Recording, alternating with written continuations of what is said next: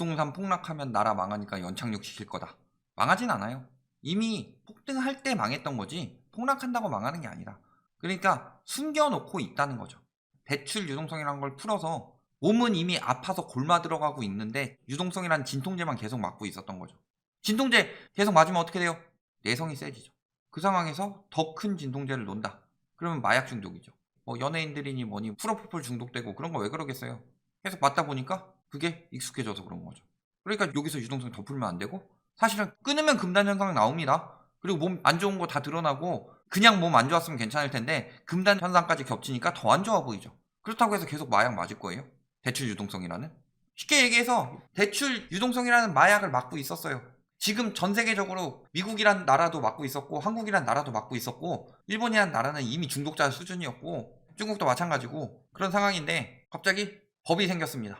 그 마약 맞지 마세요. 지금 딱 그 상황이죠. 그러면은 마약을 계속 맞으면은 도태되는 거죠. 그렇다고 마약을 안 맞으면은 당연히 그것에 대해서 터져나올 것들이 있다. 그게 바로 대출 유동성으로 뛰었던 자산들의 붕괴고 그렇다고 해서 그 자산들이 붕괴되지 않게 하기 위해서 법을 어기고 계속 마약을 맞으면 그 나라는 유지가 되겠어요? 다른 나라에서 우리나라에 돈 넣어주고 싶겠어요? 아, 저 나라 유동성 계속 푸네? 화폐가 떨어지겠네. 토지 보상금 뭐 이딴 거 가지고 이야기하고 있는 사람들 정신 나간 거죠. 경제에 대해서 기억자는 알고 얘기하냐, 부동산 전문가라고 하면서. 양적 완화해서 늘리면 양적 축소해서 깐다는 거죠. 이게 언제였어요? 글로벌 금융위기 터지고 양적 완화해서 늘렸는데 2017년 11월부터. 양적 완화 시작이 2008년 때쯤이었죠. 완화 쭉 하고서 살리고 난 다음에 축소하는데 한 10년 걸렸다. 근데 내성 생겼죠. 이번에 코로나 때. 내성 생기니까 더 많은 유동성을 풀었죠. 그리고 몇 년 만에 축소하는 거예요? 20년 3월에 시작했는데 22년 하반기에 시작한대요. 한 2년 6개월. 속도가 얼마나 빨라졌어요? 4배. 그만큼 중독되었다는 거예요, 유동성에. 그래서 그 중독 지표를 나타내는 게 가계기업 국가부채. 그 중에서 우리나라 같은 경우는 국가부채랑 기업부채를 억제하고 가계부채만 잔뜩 늘려놨죠. 국가부채 뭐 올라간다고 위험하다 이야기하고 있는데 지금은 국가부채가 늘어날 수밖에 없다. 왜 박근혜 정부 때는 국가부채 늘어난다고 그렇게 까더니만 왜 이번 정부는 내로남불하게 국가부채 늘리고 있냐? 이건 정부 편드는 게 아니에요. 이번 정부 왔을 때 이미 가계부채가 한계에 다다르고 있었다. 금리는 올라갈 상황이었고 연착륙 시키기 위해서는 진짜 힘든 사람들 돈 좀 보태주고 이런 거 하는 건데 돈 풀린다고 더 올라간다고 계속 하고 그런 여론을 만드는 인간들이 나라 망하라고 하는 매국노들 아니냐. 그래서 지금 결국 어떻게 됐어요? 연착륙이 됐어요? 연착륙 되고 있었는데 금리 낮추니까 바로 또 지금이라도 사세요. 당장이라도 사세요. 2020년에 사세요. 21년에 사세요. 그래서 그때 산 사람들 다 망하는 거예요. 이제 글로벌 금융위기 때 2006년에 산 사람들도 망했어요. 2008년부터 떨어졌는데 지금은 다를 것 같아요. 더 폭등했는데. 그리고 미국 긴축으로 인해서 원달러 환율이 이렇게 올라가고 있다. 달러 대비 원화 환율이 올라간다는 거. 이게 뜻하는 바가 뭐예요? 올라갔으니까 원화 가치가 올라간 게 아니라 원화 가치가 떨어지고 있다. 그러면 이렇게 얘기하겠죠. 아니 원화 가치 떨어지면 수출 잘 되고 좋은 거 아니냐. 과거에 일본이 망한 이유는 플라자 합의 때문이었다. 진짜 경제에 대해서 기억자도 모르는 사람들이 하는 얘기죠. 일본 버블이 언제 많이 생겼냐? 플라자 합의 이후 생긴 거죠. 엔화 가치가 올라갔어요. 엔화 가치가 올라가면 어떻게 되죠? 엔화로서 할 수 있는 모든 것들의 가치가 올라가게 되죠. 그러니까 거품이 쌓이던 거다. 그러니까 수출은 안 되는데 주식 부동산에만 거품이 오지게 많이 쌓인 거다. 그러면 지금 주식 부동산에 거품이 오지게 많이 쌓였는데 환율이 떨어진다는 건 외국인 자본이 유출된다는 얘기죠. 외국인 자본이 빠지면 가치가 올라갈 수가 있느냐? 부동산은 우리나라 뭐 외국인들이 많이 샀다 뭐 이건 난리도 아니고 솔직히 우리나라 부동산 외국인들 뭐 투기할 만한 그런 건 아니었고 일본 같은 경우는 엔화 가치가 절상되니까 세계적으로 봤을 때 되게 올라가는 것처럼 보였죠. 그런데 지금은 어떻게 돼요? 엔화 가치 떨어지기 시작하니까 왜 터졌게요? 그거 가지고 대출 장난질 쳐서 그러죠. 그러니까 은행엔 돈이 없고 은행에 돈이 없으니까 너네 돈 너무 많이 빌려주는 거 아니냐, 돈 풀어서 장난질 치는 거 아니냐, 그런지 못하게 세계적으로 협약을 만들자, 바젤 원 땅땅땅. 그러니까 자기 자본 8% 유지해야 되는데 주식 부동산 한답시고 LTV 뭐 120%씩 빌려주고 그러니까 돈 다 회수한 거죠. 8% 맞춰야 되니까. 그러면서 금리 올리고 대출 안 내주고 그러니까 어떻게 됐어요? 붕괴됐죠. 우리나라 어때요? 다른 데서 대출 축소하고 있고 그래도 일본 같은 경우는 바젤 1이 늦게 터졌으니까 납득이라도 가지. 우리나라는 바젤 3 한다고 2011년, 2012년부터 바젤 3 얘기가 계속 나오고 있는데 그 와중에 가계대출을 풀어요. 미쳤죠? 그래서 그 결과가 어떻게 돼요? 지금 은행에서 돈이 없어요. 채권 발행 엄청 많이 했다. 그 대출 감당하느라고. 근데 여기서 환율이 올라가고 있어요? 환율이 올라가고 있다는 건 원화 가치가 떨어지고 있다는 얘기죠. 원화 가치가 떨어지면 외국인 자본 빠지죠. 외국인 자본 빠지면 어떻게 돼요? 은행에서 더 유동성 회수가 빨라지겠죠. 자, 뭐 환율 15원 오르면 뭐 한전 2,900억 손실, 항공도 악영향. 자, 환율이 상승하기 시작해요. 1달러당 1,100원에서 1,200원으로 올랐다고 칩시다. 그러면은 우리나라가 뭐 주식이든 부동산이든 수익률이 좋다고 합시다. 우리나라는 한 5% 나와. 외국은 한 2%밖에 안 나와요. 그러면은 예를 들어서 1달러로 수익을 본다 라고 하면은 1,100원으로 바꿔서 우리나라에 투자를 하는 거죠. 그럼 어떻게 돼요? 1,100원에다가 5% 이익 붙어서 1,155원이 된다. 그리고 그냥 1달러 가지고 우리나라가 아닌 미국에 수익률 내는데 쓴다 라고 하면은 1.02달러가 되죠. 근데 1,155원을 이제 이 사람이 5% 수익을 내고서 다시 달러로 바꾸려고 봤더니 환율이 1,200원이 됐네. 그러니까 0.9625달러로 오히려 1달러 투자했는데 수익률 5% 받는데 막상 손해본 거예요. 그러면은 이 나라의 환율이 계속 오를 것 같다 라고 생각을 하면은 자금을 넣겠어요, 빼겠어요? 그러니까 외국인 자본이 유출이 되는 거다. 그래서 요즘에 외국인 자본 유출 많이 됐다고 하죠. 외국인 자본이 유출되면 어떻게 돼요? 원화 가치 하락이 가속되겠죠. 그럼 이걸 막기 위해서는 어떻게 해야 돼요? 수익률을 5%가 아니라 10%로 하면 어떻게 돼요? 1,100원이었을 때 10%로 하게 되면 1,200원으로 오르더라도 1,210원이 되죠.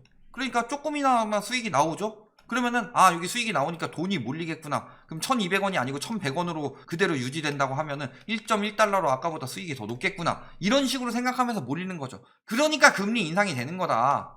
금리 인상할 거고 양적 긴축 들어갈 거다 발표가 나왔으면은 미국 달러 가치가 더 올라간다는 얘기고 그 발표만으로 지금 환율이 올라가고 있어요? 그러면 더 빨리 대응을 해야지. 무슨 금리를 한 차례 올리고 말 거라는 소리가 어디서 튀어나오냐 지금.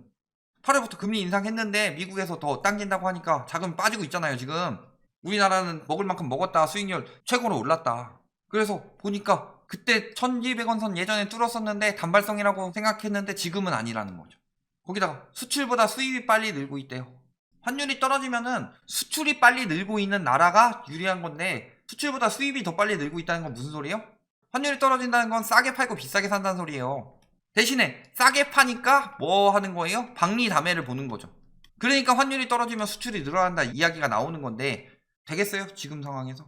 싸게 팔고 비싸게 일단 사와야 되는데 우리나라는 대부분 수입해가지고 그걸로 만들어서 파는데. 예시를 하나 볼까요? 자, 유가예요. 자, 작년 1월 24일날 유가는 52달러. 그리고 원달러 환율은 1,100원이었죠. 그러면은 1배럴 사는데 57,000원 들었다 라고 하면은 지금은 유가가 78.78달러고 환율이 1,196원이니까 9만원 드는 거예요. 원유 가격은 한 40% 올랐죠. 그런데 유가는 80% 뛰었죠. 지금 물가 상승이 다른 나라에 비해서 2배로 더 빠르게 될 수 있다는 얘기예요. 지금 우리나라가 생필품 물가나 이런 것들이 반영이 덜 돼서 그런 거지 우리나라 지금 환율 뛰면 물가 굉장히 위험해진다. 그럼 물가 올라가면 뭐 해야 돼요? 금리 올려서 유동성 축소해야 되죠. 미국처럼 양적 긴축 이렇게 들어갈 상황은 아니니까. 이 상황에 왔어요. 물가 잡으려면 금리 올려야 되고. 근데 집값 떨어지고 주식 떨어질까봐 대출 안 내준다고요? 그러니까 금리 올리면서 뭐 하고 있는 거예요? 한꺼번에 다 무너지지 않도록 저소득층한테 돈 뿌리고 하는 게 유동성을 푸는 게 아니라 유동성 축소 장세가 굉장히 가속화될 건데 유동성 축소 장세에서 완전히 죽어서 경제를 망치지 말아라. 일단은 너네한테 살려는 드릴게 하는 거다. 다음 주 금요일 금리 인상 주려. 근데 이게 전주죠? 그러니까 언제예요? 14일날 금리 인상 들어갈 거다. 딴 건 모르겠고 지금 채권금리 오르고 있는 거 보면은 14일날 올린 건 100%다. 그리고 그 다음에 얼마나 더 올리냐가 문제죠. 미국에서 공격적 긴축으로 3월에 금리 올라가면 환율 또 올라갈 텐데? 미국에서 이렇게 올린다고 하는데 우리나라는 여기서 한 번 더 올리고 끝 이러고 있겠어요? 글로벌 금융위기 때도 미국이 먼저 금리 올리기 시작했고 우리나라가 따라갔고 이번에도 2015년에 미국 금리 올리기 시작했는데 우리나라 2017년 양적 긴축 들어간 다음에 금리 올리기 시작했죠. 그런데 이번에 우리나라가 먼저 금리를 올리기 시작했다는 게 무슨 뜻이다? 선제적 대비를 하지 않으면 너무나도 위험하다. 가계부채도 위험하고 물가도 너무나도 위험하니까. 환율이 올라가면은 개작살 나게 생겼으니까.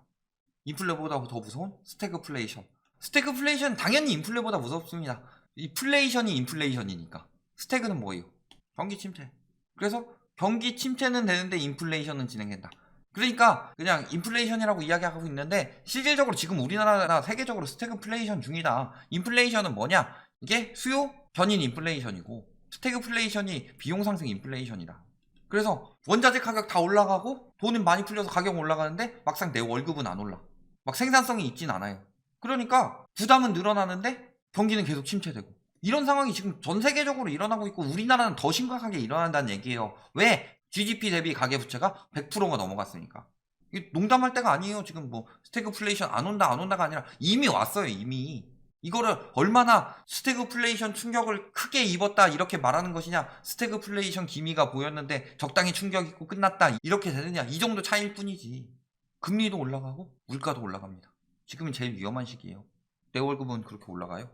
금리도 올라가고 물가도 올라가면은 지출이 늘어난다는 소리예요. 소비 지출과 비소비 지출. 물가가 소비 지출, 금리가 비소비 지출. 그러면은 돈을 모을 수 있는 여력이 굉장히 줄어들겠죠. 그리고 대출을 받기는 더더욱 힘들어지겠죠. 그러면 대출 유동성 빠지고 돈 모으기도 힘든데 그것도 수익률 어느 정도 보장되고 안전자산인 쪽으로 빠지게 되면은 어떻게 위험자산이 다시 오를 수가 있냐. 부동산 같은. 부동산을 안전자산이라고 하는 사람이 있으면 그 전문가는 사기꾼입니다. 결론. 환율 상승되면서 많은 것들이 파생이 되겠죠. 그런데 가뜩이나 물가 상승이 되고 있는데 환율이 올라가면서 가속화될 수 있죠. 그 다음에 외국인 자본 유출이 강하게 될 수 있죠. 이런 것들 막으려면 뭐 해야 돼요? 금리 인상. 금리 올라가면 집값 떨어지고 그래서 나라가 망한다. 글로벌 금융위기 터지고서 우리나라 집값 쭉 빠졌을 때 그때가 힘들었어요? 아니면 IMF 때가 힘들었어요? 답은 나오죠. 금융위기랑 외환위기를 비교해 봤을 때 우리나라 같은 경우는 기축통화도 아니기 때문에 외환위기가 훨씬 더 무섭다. 그런데 금융위기 막겠다고 외환위기를 불러올 수 있느냐? 안 되죠. 집값이 문제가 아니에요. 경제가 무너지지 않게 하기 위해서는 금리 인상 및 유동성 축소에 우리나라는 더 빨리 대응하는 수밖에 없다. 그런데 만약에 대응을 안 했으니까 우리나라는 더 오르겠지라고 생각하면은 후폭풍이 더 크게 몰려옵니다. 그거 꼭 기억하시고 지금 위험자산은 굉장히 폭발 직전이다. 이렇게 알아주시면 되겠습니다.